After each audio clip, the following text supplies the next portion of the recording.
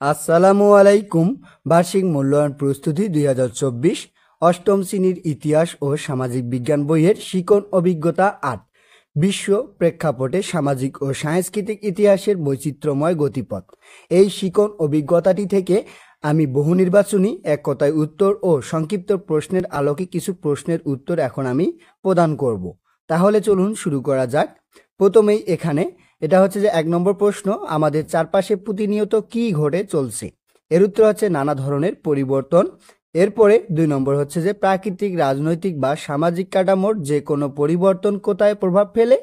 এর উত্তর ব্যক্তি বা সমাজ জীবনে। এরপরে বিভিন্ন রকম পরিবর্তনের সাথে খাপ খাইয়ে চলার জন্য আমরা কিসের বদল ঘটাই? তাহলে নিজেদের অবস্থান ও ভূমিকা। এরপরের প্রশ্ন, কোন নদের তীরে মিশরীয় সভ্যতা গড়ে উঠেছিল? নীল নদের তীরে। আমি যে এইভাবে সংক্ষিপ্ত প্রশ্নগুলোর উত্তর দিচ্ছি, এগুলো বহু নির্বাচনী আকারে থাকতে পারে, আবার সংক্ষিপ্ত প্রশ্ন আকারে, আবার এক কথায় উত্তর বা এক কথায় প্রশ্নের আকারে থাকতে পারে। এগুলো মনোযোগ সহকারে 2-3 বার দেখলেই তোমাদের হয়ে যাবে। এরপরে 5 নম্বর হচ্ছে যে মিশরীয় সভ্যতার উদ্ভব হয়েছিল কত বছর আগে? প্রায় 5000 বছর আগে। এরপরে 6, প্রাচীন নগরভিত্তিক সমাজ কাঠামোর পূর্ণাঙ্গ রূপ দেখা গিয়েছিল কোন সভ্যতার সমাজ ব্যবস্থায়? মিশরীয় সমাজ ব্যবস্থায়।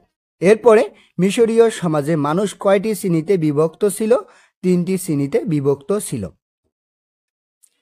এরপরের প্রশ্ন, মিশরীয় সমাজে উচ্চ শ্রেণীতে অবস্থান করত কারা? ফারাও, অভিজাত, আমত্তগণ, পুরোহিত ও বিত্তবান ভূমি মালিকরা। এরপরে মিশরীয় সমাজে দ্বিতীয় শ্রেণীতে অবস্থান করত কারা? বণিক, কারিগর, শ্রম শিল্পীরা। এরপরে প্রাচীন মিশরীয় সমাজে কৃষকেরা কোন শ্রেণীর অন্তর্ভুক্ত ছিলেন?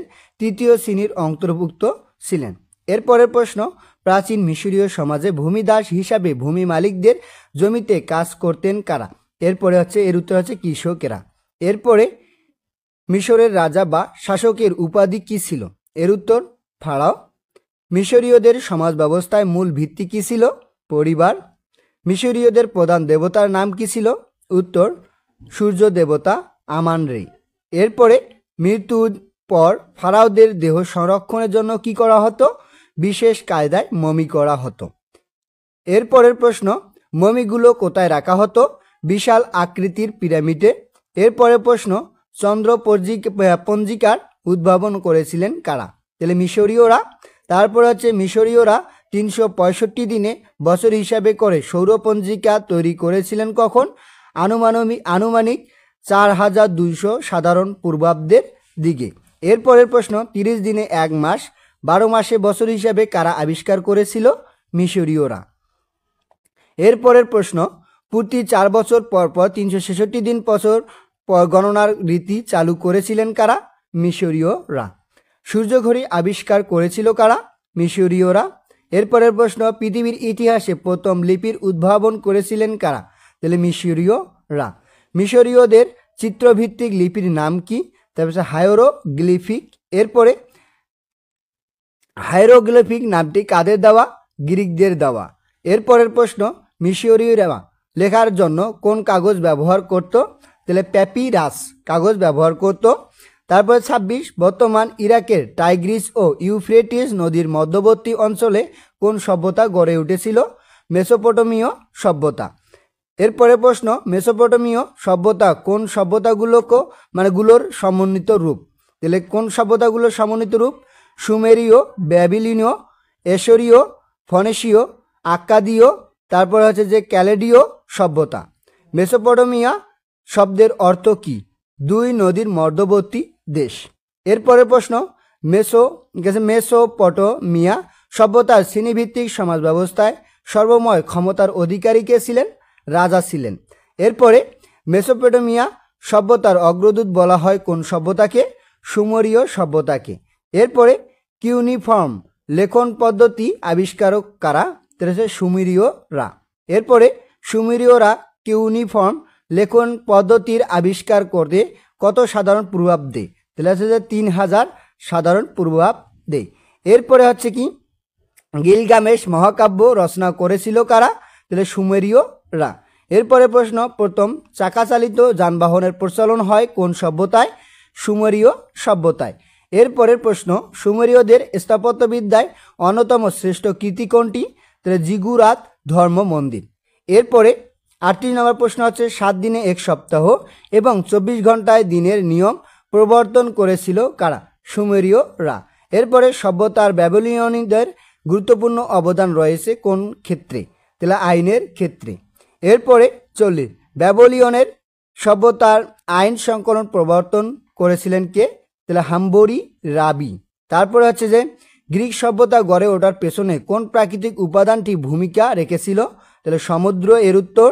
এরপরের প্রশ্ন, গ্রিসের 3 দিক থেকে মানে 3 দিক কোন 3টি সাগর দ্বারা বেষ্টিত?